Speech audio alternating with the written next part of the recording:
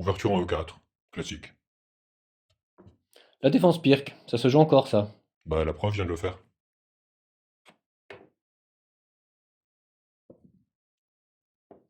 Vous jouez à quoi? Bah aux échecs. Pourquoi vous perdez tous les deux? Non, les échecs, c'est le nom du jeu. Même quand on gagne? Bon, le gris, tu veux quoi? Bah, rien, rien, je me demande juste pourquoi vous jouez à perdre tous les deux. Non, les échecs, c'est le nom du jeu, mais on peut gagner aux échecs.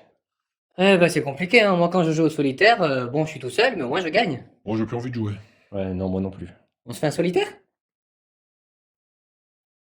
Bonjour à toutes et à tous, ici c'est Havard et on se retrouve aujourd'hui pour une nouvelle vidéo sur la chaîne Eureka. J'espère que vous allez bien.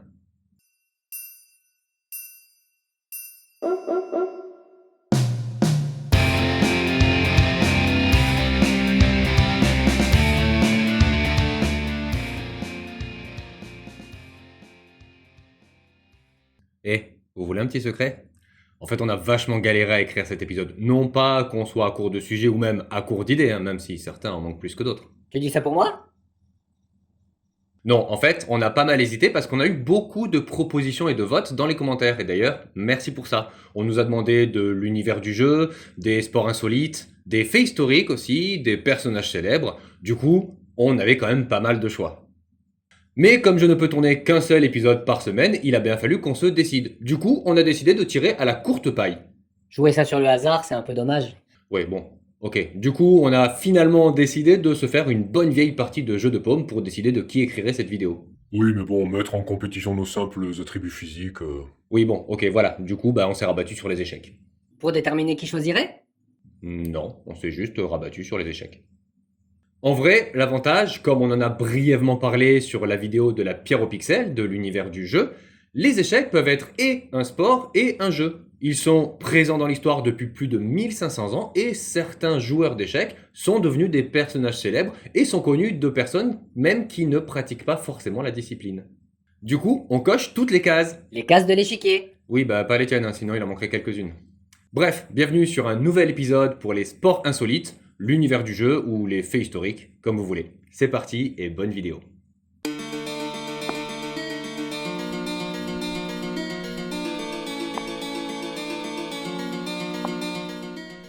On va commencer avec un peu d'histoire, même si on l'a déjà brièvement évoqué précédemment. La forme primitive des échecs est apparue entre le 3e et le 6e siècle de notre ère, quelque part en Asie, mais il est difficile d'être plus précis. L'auteur et joueur d'échecs Richard Hills a comparé cette quête à celle du chaînon manquant dans les origines de l'humanité. Autrement dit, une recherche fascinante, mais semée d'incertitudes.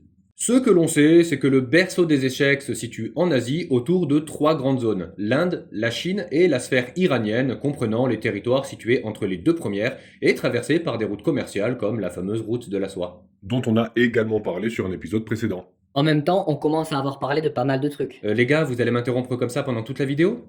Désolé. Mais on parle d'un jeu dont les origines ont environ 1700 ans. Les traces écrites sont rares et il est souvent difficile d'y séparer la légende des faits. Les textes anciens jouent un rôle crucial dans cette recherche, mais ils sont souvent empreints de symbolisme et d'allégorie. Une des preuves les plus anciennes dont on dispose aujourd'hui est un manuscrit persan rédigé vers l'an 600 qui détaille les règles du chatrang, l'ancêtre direct des échecs modernes. Ce document mentionne déjà les 6 types de pièces utilisées, le roi, le vizir, Qui est l'ancêtre de la reine, les éléphants, l'ancêtre des fous, les chevaux, l'ancêtre des cavaliers, les chars l'ancêtre des tours. et les pions. Le bleu vient de dire de pas l'interrompre tout le temps, hein. Ces éléments constitueront la base des échecs modernes et sont un pont entre l'histoire et les règles du jeu que nous allons évoquer plus tard. Les échecs pourraient également trouver leur origine en Inde avec le jeu Chaturanga, nom qui signifie les 4 divisions de l'armée.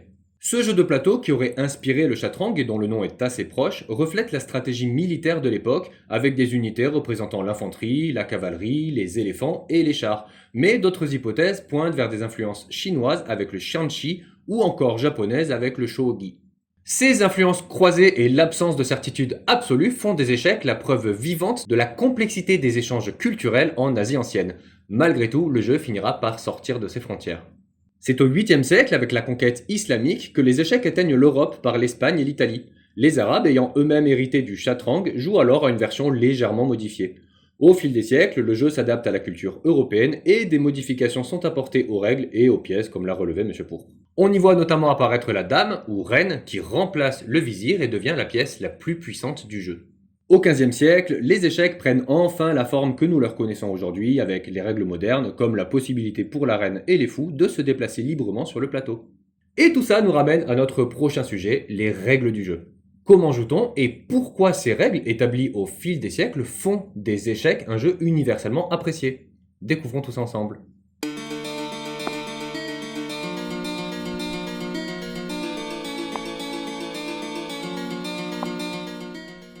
Le jeu des échecs est un jeu de stratégie et même un jeu de guerre où le champ de bataille est un plateau de 64 cases alternant entre des cases de couleur claire et des cases de couleur sombre. Ces cases sont disposées en 8 rangées numérotées de 1 à 8 et en 8 colonnes notées de A à H. Chaque joueur commence avec 16 pièces disposées selon une configuration fixe, bien qu'il existe des variantes dont nous n'allons pas avoir le temps de parler. La pièce principale du jeu est le roi, qui peut être perçu selon notre allégorie du jeu de guerre comme le général des armées et qui possède un déplacement très limité. S'il a le droit de bouger dans toutes les directions, il ne peut se déplacer que d'une case à chaque fois. L'objectif est donc de le contraindre à ne plus pouvoir bouger, ce qui signifie son mat. D'ailleurs, l'expression échec et mat provient du persan shahmat qui a été repris par les Arabes et qui se traduit par le roi est mort. Il est donc facile de dire que le roi est non seulement la pièce maîtresse du jeu, mais aussi sa pièce la plus faible. Heureusement qu'il peut compter sur sa reine. La dame, ou reine, autrefois baptisée vizir et limitée dans ses déplacements, s'affirme à la Renaissance en même temps que s'affirme la place des femmes dans la société. Tout comme le roi, elle se déplace dans toutes les directions mais n'est pas limitée en nombre de cases qu'elle peut parcourir en une seule fois. Aux extrémités du plateau, chaque joueur dispose de 2 tours qui symbolisent les forteresses d'autrefois, bien que d'abord appelées chars. Un peu moins libres que la reine, ces pièces sont quand même très mobiles puisqu'elles se déplacent en ligne droite sur l'axe vertical et horizontal et sur autant de cases que nécessaire. A noter que les tours possèdent même un coup spécial sur lequel je reviendrai plus tard et qui s'appelle le roc.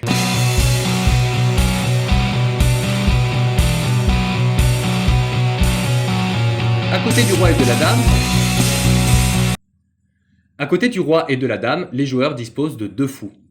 Ils symbolisent les conseillers du roi et étaient représentés à l'origine par des éléphants. Ceux-ci ont également un déplacement assez vaste et libre puisqu'ils peuvent se déplacer en diagonale mais sur toutes les directions. La prochaine pièce est un peu plus subtile à expliquer et même à jouer pour les joueurs débutants. Il s'agit du cavalier qui, sans surprise, représente les unités de cavalerie du roi. Chaque joueur dispose de 2 de ces pièces. Le cavalier est original sur bien des aspects. Déjà, et contrairement à l'ensemble des autres pièces, il se déplace en L, c'est-à-dire de 2 cases dans une direction et d'une case dans une direction perpendiculaire.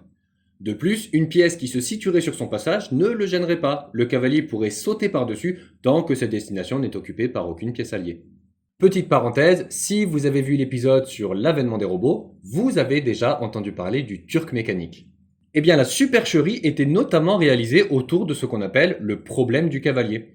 Celui-ci énonce qu'un cavalier doit parcourir toutes les cases de l'échiquier sans jamais passer 2 fois sur la même case. Et malgré le déplacement un peu chaotique de cette pièce, ce problème a une, voire plusieurs solutions qui sont connues depuis le Xe siècle.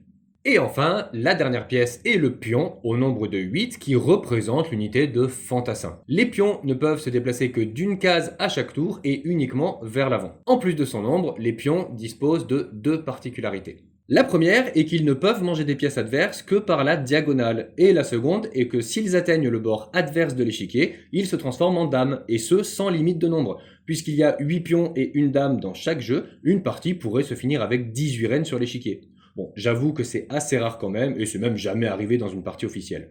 Le déroulement de la partie est simple. Chaque joueur peut déplacer une pièce lors de son tour de jeu. Le gagnant est celui qui, quel que soit le nombre de pièces restant à son adversaire ou à lui-même, contraindra le roi adverse au mat. Mais attention, un roi qui ne peut plus bouger donne une partie nulle, ou patte. Il faut que le roi soit tenu en échec par une pièce, sans possibilité de se déplacer pour s'en libérer. Tu précises parce qu'à ton niveau de jeu, tu finis souvent en pâte contre des hélos prétendument plus faibles que toi. Des élos? Oui, on va y revenir. Ces temps de jeu peuvent être libres ou chronométrés, on parle alors de cadence de jeu. Les parties dites classiques se jouent en 60 minutes avec des incréments, donc des rajouts, d'une 30aine de minutes maximum. Mais il existe également des parties rapides pendant lesquelles chaque joueur dispose de 10 à 60 minutes pour jouer. Il existe également d'autres cadences plus nerveuses comme le Blitz, qui vient de l'allemand et se traduit par éclair, où chaque joueur a entre 3 et 5 minutes, et même l'Armageddon, où le joueur avec les pièces blanches dispose de 5 minutes, tandis que le joueur avec les pièces noires a seulement 4 minutes de jeu, mais gagne en cas de partie nulle. Ok, l'échiquier c'est bon, les pièces c'est fait, les règles on en a parlé... Il manque la règle spéciale, dont certaines que tu as évoquées tout à l'heure. Voilà, merci. En plus des règles standards détaillées plus tôt, le jeu des échecs comporte plusieurs règles spéciales et nous avons parlé de 2 d'entre elles, le rock et la promotion. Le rock, dont l'étymologie provient de l'ancien nom donné à la tour, est un déplacement qui a pas mal évolué depuis sa forme primaire. Il consiste à échanger la position d'un roi et d'une tour, bien qu'un peu plus complexe que ça en vérité. Il existe le petit roc pour l'échange côté roi et le grand roc pour l'échange côté dame, puisqu'il y a une case de plus sur la trajectoire. La promotion, quant à elle, désigne la possibilité pour un pion de devenir une dame dès lors qu'il atteint le bord opposé du plateau, quel que soit le nombre de dames déjà présentes sur celui-ci. Et le pion possède 2 autres règles spéciales d'ailleurs. La première, c'est qu'il est le seul à pouvoir effectuer une marche forcée lors de son premier déplacement en bougeant de 2 cases au lieu d'une. La seconde, appelée la prise en passant, découle directement de la première. Sous certaines conditions, un pion qui se déplace de 2 cases peut être mangé par une autre pièce qui se situe dans sa périphérie. C'est pas très détaillé tout ça. Oui, je sais, j'essaye de résumer un maximum pour ne pas perdre les joueurs débutants. Bah moi je me suis arrêté à bonjour à toutes et à tous, ici c'est Havard. Tu vois bien. Les échecs, en plus d'être un jeu et même un sport à part entière, comme nous le verrons plus tard, peut également être considéré comme un casse-tête mathématique géant. Je pourrais par exemple vous parler du nombre de Shannon. C'est qui Shannon? Non, pas qui, quoi. Le nombre de Shannon s'écrit 10 puissance 120 et équivaut au nombre de parties uniques jouables sur un échiquier. Voilà, en gros, ce nombre nous dit qu'il existe plus de parties uniques jouables aux échecs que d'atomes dans l'univers observable. 10 puissance 41 fois plus. Alors, on va pas passer en revue ces milliards de parties. On parle plus en milliards là, on est plus proche du gogol. On parle de moi? Le gogol désigne le nombre 10 puissance 100 alors que le milliard désigne que 10 puissance 9. Je vais jamais réussir à la finir cette vidéo. Malgré tout, on va quand même un peu parler stratégie en expliquant ce que sont les ouvertures et les défenses aux échecs.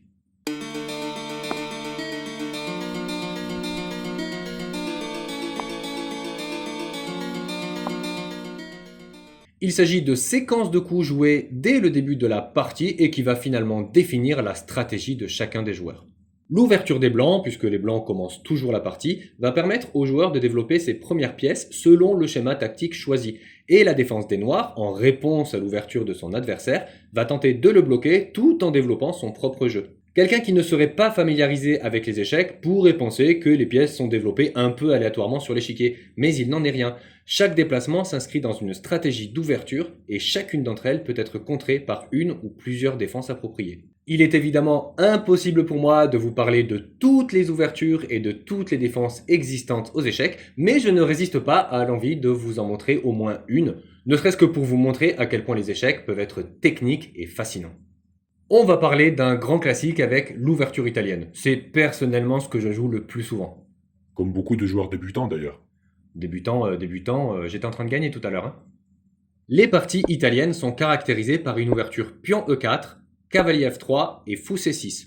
L'avantage de cette ouverture est qu'elle est assez large pour conquérir le milieu de jeu et qu'elle permet de roquer très tôt puisque le roi et la tour sont débarrassés des pièces qui leur font obstacle. Plusieurs défenses peuvent être utilisées pour contrer cette ouverture, comme la gioco piano que vous venez de voir en exemple, la défense des 2 cavaliers qui consiste à sortir les 2 pièces du même nom sans trop ouvrir son jeu, ou la défense hongroise qui permet de sortir un fou pour conquérir la diagonale. Le bleu, pardon de t'interrompre, hein, mais la courbe du watch time baisse dangereusement. Oui, raison pour laquelle on va pas trop s'étendre sur le sujet, mais on ne peut pas expliquer l'intérêt que suscitent les échecs sans montrer à quel point une simple partie demande tant de stratégie et de concentration. On va donc s'arrêter là en mentionnant quand même une dernière ouverture qui est le Gambit Dame ou Queen Gambit en anglais et qui a donné son nom à une série dont je vais vous parler un petit peu plus tard, le jeu de la dame. Évidemment, chaque grand maître des échecs connaît voire maîtrise les ouvertures et défenses les plus communes. De nos jours, on parle beaucoup de Magnus Carlsen, le top 1 à l'heure où sort cette vidéo, avec un classement Elo à 2831. Encore les Hello? Ah oui, c'est vrai, j'avais dit qu'on expliquerait. Le classement Elo s'utilise aux échecs, mais aussi dans de nombreux autres jeux, notamment les jeux online ou l'e-sport. Il vient du professeur et joueur d'échecs hongrois Arpad Elo. Il a été utilisé dès 1960 par la Fédération américaine des échecs et en 1970 par la FIDE. Voilà. En gros, il s'agit d'un système de points que l'on gagne ou que l'on perd en fonction des parties jouées et du niveau de son adversaire. Et c'est selon moi ce classement Elo qui transforme le jeu des échecs en un véritable sport. Il permet de légiférer sur le niveau d'un joueur et donc de proposer un classement avec plusieurs paliers, dont celui de 2800 points que seuls certains grands maîtres ont réussi à atteindre. Petite parenthèse, il faut attendre la 7ème place pour voir le premier français classé aux échecs. Il s'agit d'Alireza Firouzja qui possède une cote à 2763. Vachier. Pardon Vachier, la grave. Monsieur Pourpre Maxime Vachier, la grave. C'est lui mon joueur français préféré. Ah oui, ok, pardon. Oui, ouais, il a un peu redescendu ces derniers temps, mais son elo est à 2731, ce qui est très honorable et lui assure actuellement la 21e place du classement. Au final, c'est comme si on parlait de divisions dans lesquelles s'affrontent plusieurs joueurs en fonction de leur niveau de jeu. Et pour moi, ça ressemble plus à un sport qu'à un simple jeu de société. C'est vrai que je connais pas beaucoup de classements Elo pour les joueurs du Monopoly. Bien avant Carlsen, les échecs se souviennent de Bobby Fischer dans les années 1970 et de son classement Elo à 2785, ou de Garry Kasparov plus récemment, dont il va falloir qu'on parle, et de ses 2812 points. Attends, si une partie se compose d'ouverture et de défense, un type ou un ordinateur qui pourrait les connaître et les analyser toutes gagnerait à chaque fois, non? Alors déjà, bravo pour la pertinence de ta question, et surtout merci parce que ça me fait une super transition. C'est ça, comme si c'était pas scripté. Effectivement, est-ce qu'il suffirait de connaître par cœur la stratégie des échecs pour gagner à chaque fois? Et si oui, est-ce qu'un homme pourrait encore avoir une chance contre l'intelligence artificielle? Découvrons tout ça ensemble avec le prochain chapitre consacré à l'homme contre la machine.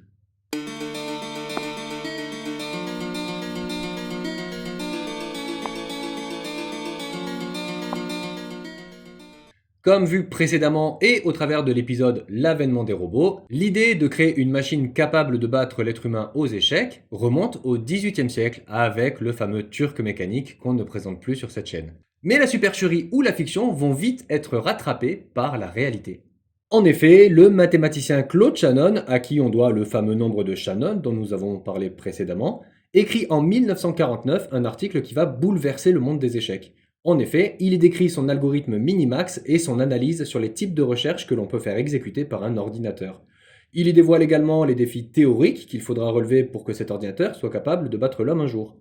D'une manière générale, toutes les machines ou les IA d'aujourd'hui qui sont capables de nous vaincre descendent des recherches de Shannon. Et quel meilleur exemple que le robot Deep Blue dont nous allons parler maintenant. En 1996, l'affrontement tant attendu est sur le point de commencer. L'ordinateur Deep Blue, présenté par IBM, va être opposé au grand maître Garry Kasparov, alors champion du monde du sport qu'il domine depuis 1985. Le match commence et la tension est palpable. Dès la première partie, c'est Deep Blue qui, à la surprise générale, bat le champion du monde, mais celui-ci ne baisse pas les bras et fait preuve d'une intelligence humaine et d'une intuition remarquables qui lui permettent d'abord de prendre sa revanche, puis de remporter le match à l'issue des 6 parties sur un score de 4-2. Un an plus tard, en mai 1997, se déroule le match retour pour lequel le robot, rebaptisé Deeper Blue, a fait l'objet de très nombreuses améliorations.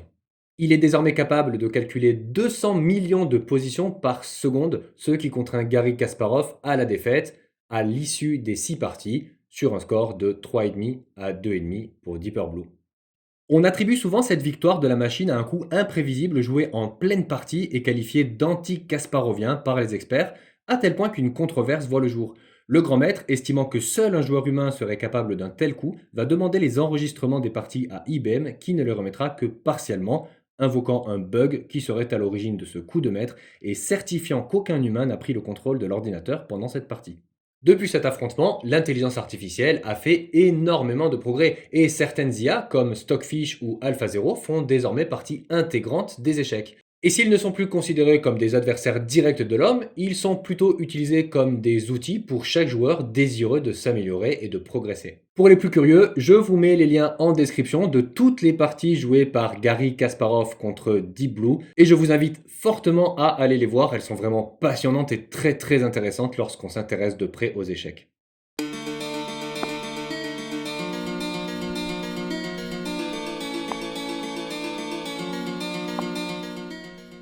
Aujourd'hui, les échecs ont pris une place importante tant dans l'univers du jeu que celui du sport et même dans la culture populaire à travers des livres, des films ou des séries. Je vous recommande d'ailleurs fortement la nouvelle écrite par Stefan Zweig qui s'appelle Le joueur d'échecs et qui est disponible en format de poche et comprend une centaine de pages. Pour celles et ceux qui n'auraient pas le temps ou l'envie de lire, sachez que l'acteur Edouard Baird en a fait une lecture audio très convaincante. Mais je voulais surtout vous parler d'une série que j'ai évoquée un petit peu plus tôt dans cet épisode, Le jeu de la dame. Adaptée elle-même d'un roman éponyme de Walter Tevis publié en 1983, la série, créée par Scott Frank et Alan Scott, raconte l'histoire fictive d'Elizabeth Harmon, prodige des échecs interprétée par l'actrice Anya Taylor-Joy. Sorti en octobre 2020, Le jeu de la dame contient une unique saison de 7 épisodes au total, dont la durée varie entre 46 et 67 minutes. Elle est disponible sur Netflix au moment où sort cette vidéo. On peut y suivre une immense partie de la vie de Bess Harmon qui s'étale de ses 9 à ses 22 ans et qui sera parsemée d'embûches, tant sur le plan purement sportif avec l'affrontement de plusieurs grands maîtres que sur le plan humain. D'ailleurs, Garry Kasparov a été approché pour jouer le rôle de l'antagoniste principal dans la série, mais son emploi du temps ne le lui permettait pas. Il sera cependant au casting en tant que consultant. Honnêtement, je peux facilement faire entrer cette série dans mon top 5 of all time de séries que je préfère, et pas seulement parce que j'aime les échecs.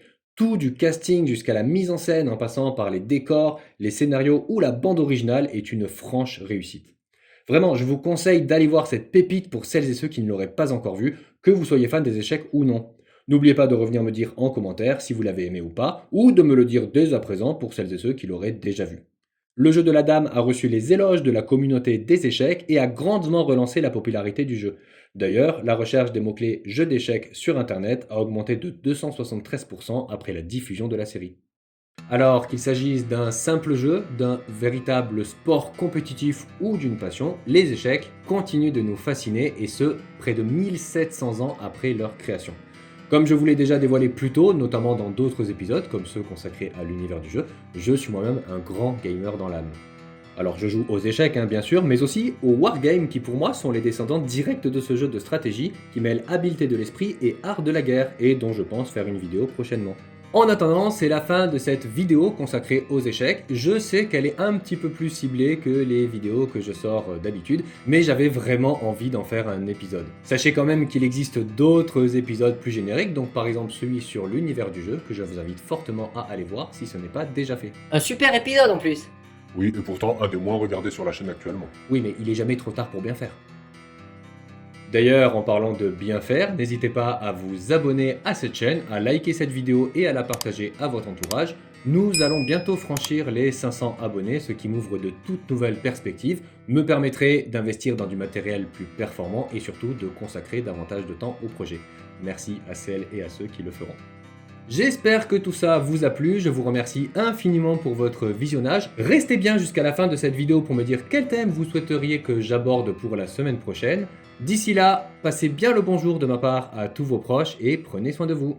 Ciao!